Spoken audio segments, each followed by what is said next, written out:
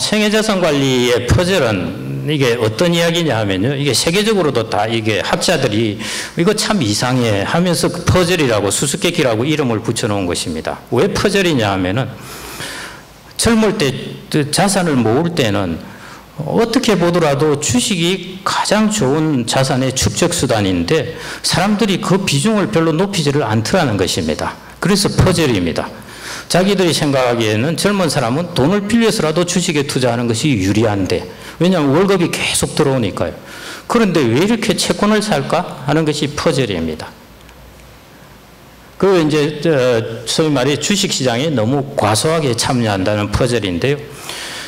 선진국에서 이런 이야기를 하고 있는데 우리나라는 그것보다 훨씬 적게 주식을 갖고 있습니다. 그래서 우리는 저 정도 주식의 비중으로서는 노후를 대비할 수가 없습니다.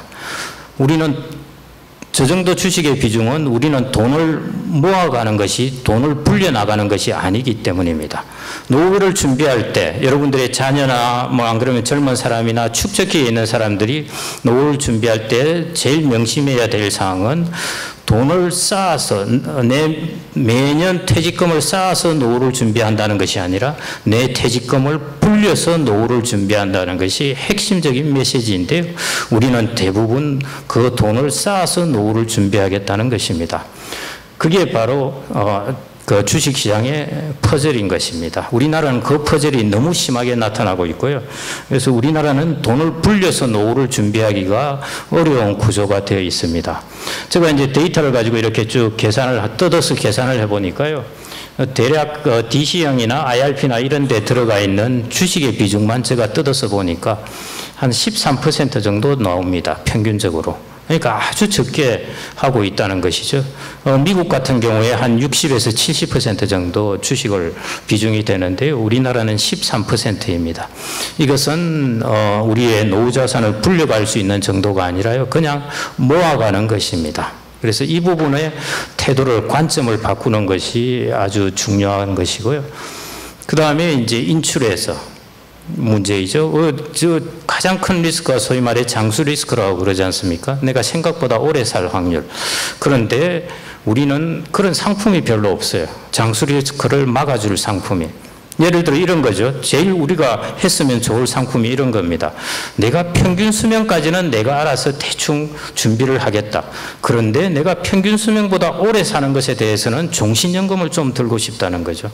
그 말은 뭐냐면은 내가 85세 때부터 연금을 받기 시작하는 그런 이제 장수연금입니다. 그런 장수연금이 딱 있으면 좋겠는데, 그러면 나는 평균 수명까지는 나의 금융자산으로 잘 준비를 하다가 평균 수명에 죽으면 그걸로 끝. 더 일찍 죽으면 상속. 더 오래 살면 장수연금으로 내가 살아야지. 이렇게 할 수가 있는데 그런 상품이 없습니다. 그래서 우리나라의 지금 제일 단점 중에 하나는 사람들이 언제 퇴직을 하고 인출을 하면서 연금화해서 장수 리스크에 대비하려고 하는데 그런 상품들이 별로 없다는 것입니다. 그래서 개인들이 스스로 만들어야 됩니다. 어떤 방식으로든지. 그래서 그런 부분이, 그래서 우리나라는 지금 연금화가 극히 낮은 수준입니다. 전체 퇴직연금이나 연금저축 보면요. 언제 연금을 찾을 수 있을 때가 되면은 그 중에 2.5에서 3.3% 정도만 연금화를 딱 놓아두고 계좌에 놔두고 다달이 찾아가는 것이고요. 거의 97% 정도는 그냥 목돈으로 찾아가 버립니다. 목돈으로 찾아가 버리면은 어쩌다가 자녀 결혼에 비용 대주다가 그 다음에 자녀 사업자금 대주다가 다 날아가 버립니다. 엄청난 리스크에 처해 있습니다. 목돈으로 가져가는 것의 리스크는 가져가서 운용을 못한다는 것이 아니라 내가 마음대로 손을 댈 수 있으면은 이게 쉽게 처분이 된다는 것입니다. 필요한 돈, 필요한 데 있으면 금방 써버려요. 좀 써버리다가 나중에 장수 리스크에 대비가 안 되는 것입니다. 그래서 그런 부분에 대해서 우리가 이 연금화 극히 부족합니다. 그래서 우리 생애자산 관리의 축적과 인출에서 세계적으로 가지고 있다는 두 가지 퍼즐. 돈을 축적하는 과정에서 주식의 비중이 생각보다 낮네. 그 다음에 인출하는 데 있어서 종신연금을 별로 사용 안 하네. 이거에 우리나라는 훨씬 극명하게 나타나고 있습니다.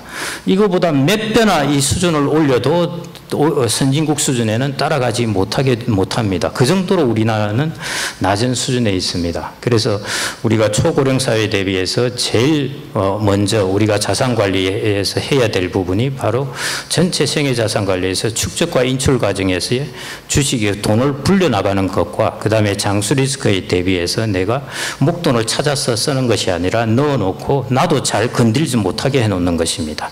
그렇게 해서 연금화해서 이제 돈을 찾아 쓰는 거죠. 그래서 국민연금이 그런데 좋은 겁니다. 여러분들 국민연금 찾고 싶다고 해도 못 찾아요. 그런데 액수가 너무 적어가지고 그걸로 가지고 충분히 충당이 안 되기 때문에 여러분들이 다른 걸로도 이제 종신연금에 대비를 해야 되는 것입니다.